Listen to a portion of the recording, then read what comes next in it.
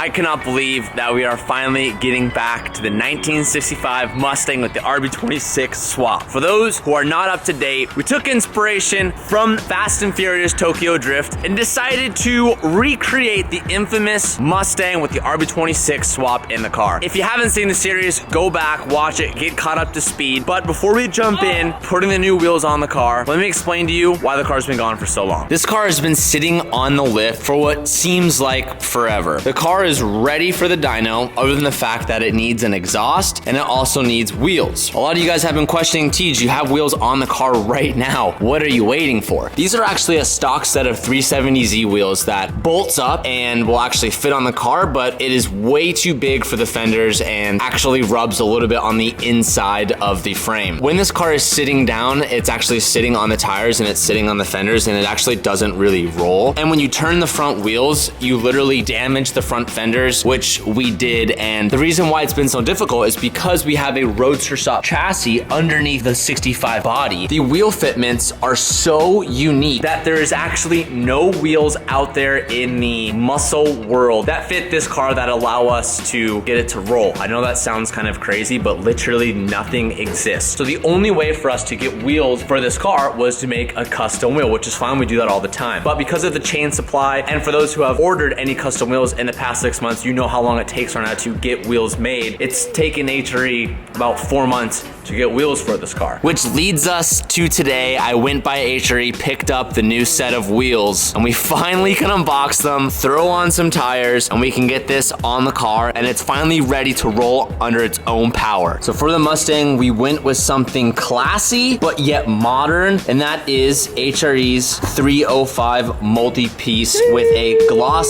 silver face, and of course, you guys already know, polished lips. Let's get these things unboxed and throw on our new tires.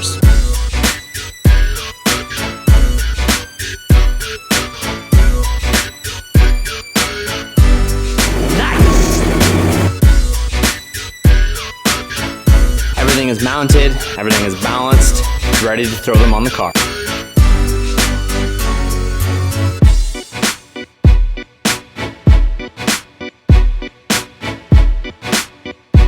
I cannot believe it. Fitment on point, HRE never disappoints us. Oh, I love this wheel. So we don't know where it's gonna sit quite yet. Look at that, the whole entire rotor takes up the whole entire face. Don't know how low this will sit because like I said on the last wheel setup, it literally just sat on the fender. So we're gonna have to test that in a little bit, see if we need to lower anything or raise anything. Odds are, I mean, it might even just tuck enough. I don't know, we'll find out. I'm gonna go ahead and move on to the front.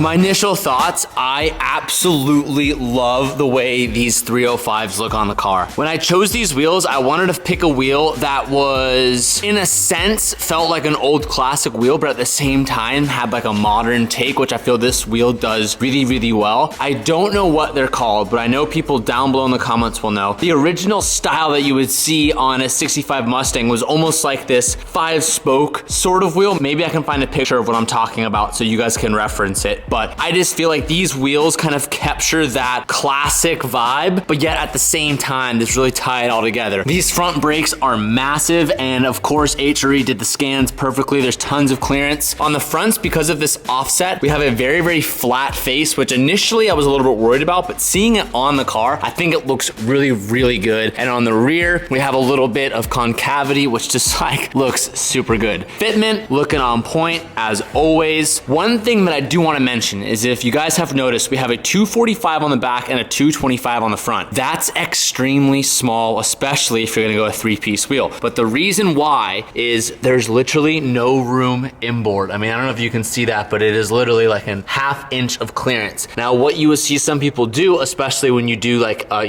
modern version of a 65 build, is you would do what's called tubbing the rear end, which essentially just means you would like cut out a chunk inboard and give yourself inches of more clearance. That's something I chose not to do. I think that having a 245 on this car is plenty, considering I don't want to have this thing be too scary, because this thing's already going to be making roughly 400, 500 horsepower on a car that doesn't have seatbelts, doesn't have airbags, and is on a modernized chassis. This thing's already a death wish. So that being said, I wanted to cover that a little bit. We're going to go ahead, lower the car, see. Cobb, you want to go ahead and lower for me, brother? We're going to see what our fitment looks like. We may need to raise the car a little bit. This is the first time it's actually sat on the wheels. Puck's hard. Oh boy. So this has been sitting so long, the metal puck is like stuck in the pinch well. We might have to trim this a little bit. Yeah, the rears look super good, but the front, look at this. It's been sitting on the rack so long that like got stuck on the pinch well. Damn, that rear's fitment is pretty good. Okay, this is a pretty cool moment. For those of you who don't remember, we put a CD7 in front of the original TAC cluster, so everything is controlled through the AEM. So what you have to do is you have to turn ignition on, and once that's on, it will key up our board. Make sure it's in neutral, turn on your ignition,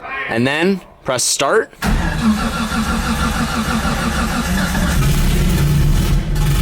Oh, all right, let's let this thing warm up and then we'll back it out. I realized I should probably do a full walk around on this car to show you guys what it looks like, but for those who forgot what this looks like, we have an RB26 from an R32 GTR, single turbo from Garrett. We have a Hypertune intake manifold. The thing is so clean, it is so good looking. And then we have the front mount intercooler that's just like placed perfectly in front. It's so epic. This thing's almost warm. We're gonna pull this thing out for the first time on its own wheels. I'm like really excited right now. This thing is so cool. Can't believe we're finally gonna see this thing come to life. Or at least kind of come to life as it's driving today for the first time. She's a little bit dusty.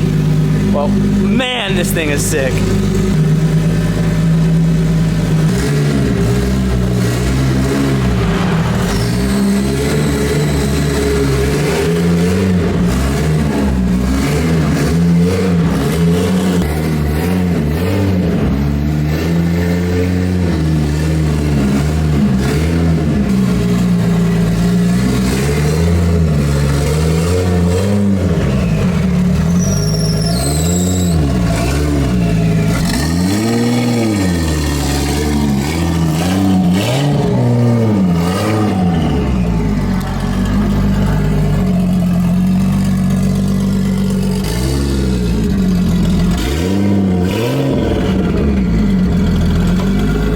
I decided to take the hood off just because this thing looks so badass without the hood on. So because this thing doesn't have an alignment and it's still on its base tune, we're gonna go ahead and just put this thing in the trailer and deliver it to MagnaFlow.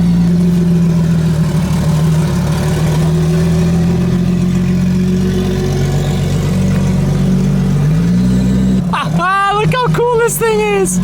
Wow. Such a cool car, man. Those wheels look so good on it too. Oh, the reverse lights work, the brake lights work. I totally forgot that we had Rywire. Big shout out to Ryan from Rywire. Did the whole entire harness and was able to get everything working. Brake lights, reverse lights, was even able to get the headlights on and turn signals.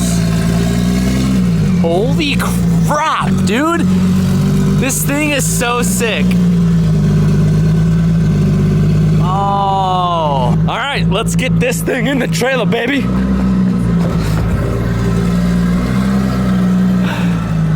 I originally didn't like the blue, but it's kind of growing on me, I'll be honest with you. You guys should be watching my face right now. I haven't smiled this hard in a long time. Look how skinny it is. It fits so easily.